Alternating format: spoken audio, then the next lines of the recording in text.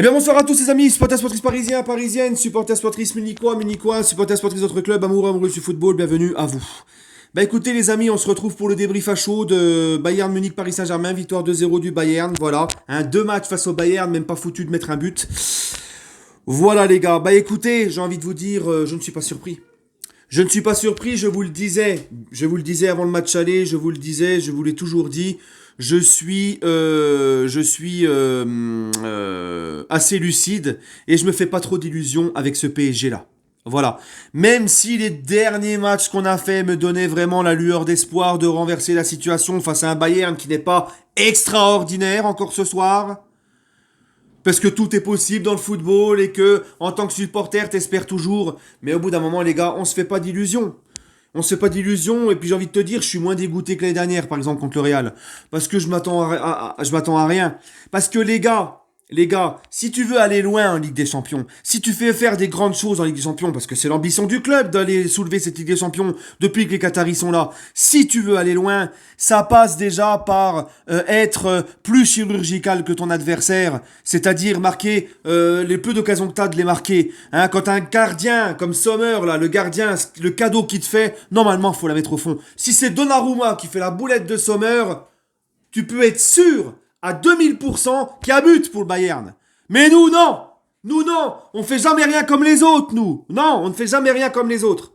C'est incroyable. Hein. Et on a, pour aller loin aussi en Ligue des Champions, pour faire de grandes choses, pour manger à la table des plus grands, il faut pas se contenter de faire 45 minutes, enfin 60 bonnes minutes sur 180 minutes. On a été bon un quart d'heure au Parc des Princes au match aller, le dernier quart d'heure quand Mbappé est rentré. Là, ce soir, on a été bon que 45 minutes.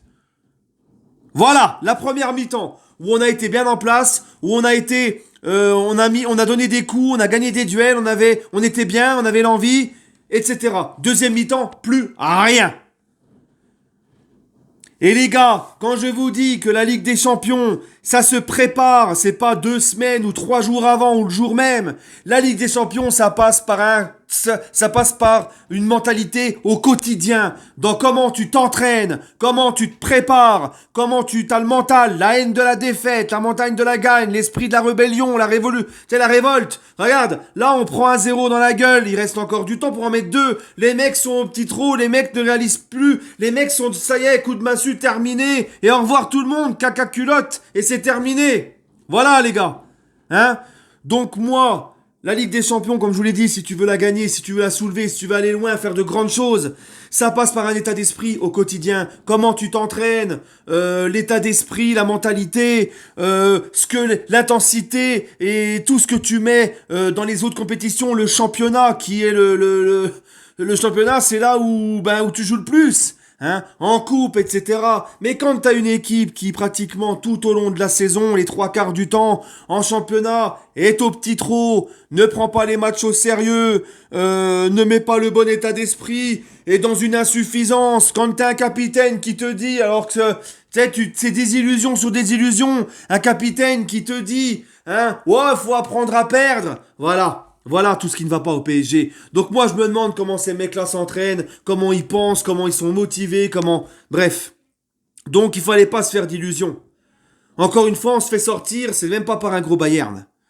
Et Vitinha, à l'occasion qu'il rate, tu vois, quand je vous dis qu'il faut être plus chirurgical que l'adversaire, Vitinha, le but s'il le met, tu peux inverser la tendance, tu peux mettre le doute dans la tête du Bayern, tu peux te donner la confiance, et t'arrives à la mi-temps avec 1-0 dans le vestiaire. Mais là, c'est pareil, hein, malgré le raté de Vitinha, t'arrives en deuxième mi-temps à 0-0, tout reste possible, il te suffit juste de mettre un but pour instaurer le doute, pour te mettre en confiance, après un deuxième but, ça peut aller vite. Il te manque juste un but pour revenir à égalité.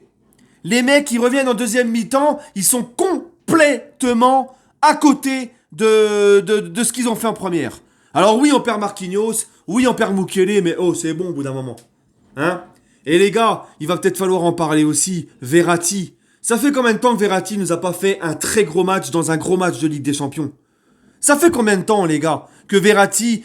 moi, je sais pas. Moi, je regarde les gros matchs, moi, de Ligue des Champions, tout ça. Mais quand je vois Modric, 38 balais... Mais il bouffe matin, midi et soir Verratti. Les gens qui nous disent que Verratti, c'est le meilleur milieu du monde. Un Barella à l'Inter, même Brozovic.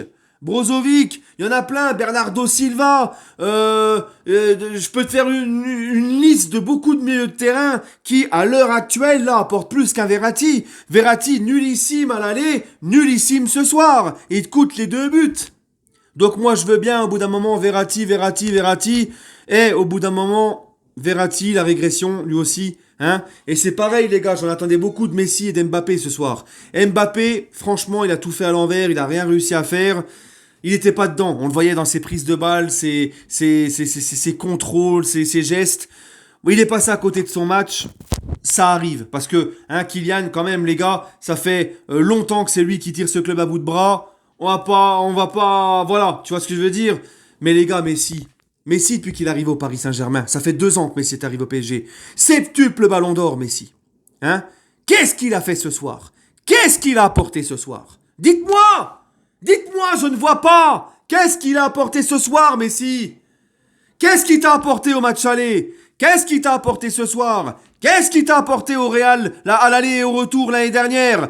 Hein? Me parlez pas du match au Vélodrome, me parlez pas de la Ligue 1 ou de je sais pas quoi. Moi, ce gars-là, quand tu le fais signer, un tel joueur, quand tu le fais venir, un tel joueur, tu l'attends dans les phases finales de Ligue des Champions. Ce qu'il a montré ce soir-là, depuis qu'il est au PSG, dans les gros rendez-vous de Ligue des Champions, c'est trop peu! C'est pas assez, c'est trop peu! On parle de Messi! On parle de Messi, les gars, on parle pas de Fulgini. On parle de Messi. Le petit Zahir Emery, 17 ans, il est rentré. Et ben encore une fois, il a été plus dangereux, il a plus montré que tout le monde, et Messi compris. Zahir Emery, 17 ans, a plus montré, a été plus dangereux que Messi. Donc moi, Messi, j'attendais. Mais au bout d'un moment, celui qui me dit que là, on est dur si on demande à ce qu'on ne le prolonge pas, à moins d'être un léosexuel invétéré, un membre de la secte, bah tu ne peux pas. Tu peux pas nous reprocher de te dire, bah non mais si c'est bon, faut tourner la page. Hein? C'est bon, là ça y est les gars. Et c'est pas les buts qu'il met en Ligue 1, tout ça. Ok, il va nous servir en Ligue 1, il se tâte en Ligue 1. Mais au bout d'un moment, nous, le PSG, c'est la Ligue des Champions, le facteur le plus important sur lequel on va juger ces gars-là. Hein? Donc c'est bon au bout d'un moment. Hein? C'est bon. Moi, de toute façon, ce club, les gars, c'est toujours la même chose. Toujours. Tu vois, l'été arrive, les grands changements, on a compris. Hein, il fait beau, les oiseaux chantent et tout ça. Les gros changements, la révolution, les machins. Et puis ça continue toujours et encore. T'as l'unijambiste qui se blesse, qui est jamais là. T'as les joueurs qui font caca culotte en phase finale de Ligue des Champions, voilà, c'est comme ça. Ça répète. Là, hein, je vous donne rendez-vous l'été prochain avec le discours de Nasser. Hein, on a compris. Hein, on va passer là ce soir, ça va être Gombramba. Cet été, on a compris et on va changer et on va changer lui et lui va venir et lui ceci et puis c'est toujours voilà. Bref. Hein. Galtier, les amis, Galtier. Hein, parce qu'il faut en parler de Galtier. Et je finirai par ça. Galtier, qu'est-ce que je vous ai dit quand il est arrivé au PSG? J'étais contre, moi. Mais je vous disais, on va laisser la chance au produit. Et j'attends qu'une chose, c'est qu'il me surprenne. Galtier, les gars. Je vous avais dit, il a moins d'expérience en Coupe d'Europe quand il arrive au PSG. Il a moins d'expérience européenne que Laurent Blanc, Tuchel, Emery, Pochettino, qui se sont tous ramassés au PSG, qui n'ont pas gagné la Ligue des Champions. D'accord? Donc tu prends un mec qui a encore moins d'expérience européenne que eux. Je crois Galtier, quand il arrive à Paris, il fait une fois la Ligue des Champions avec Lille, la phase de poule.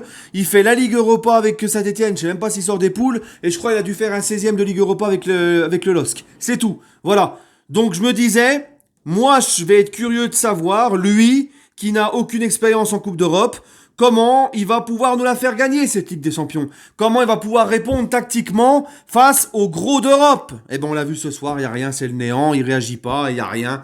Et tactiquement, allez comme retour, allez ciao. Voilà. Je vous avais dit, j'attends de voir Galtier, comment il va faire pour préparer les joueurs, remobiliser tout le monde, à la moindre difficulté. Et ben on voit que voilà. Bref. Donc je pense que Galtier, ça va pas faire long feu non plus.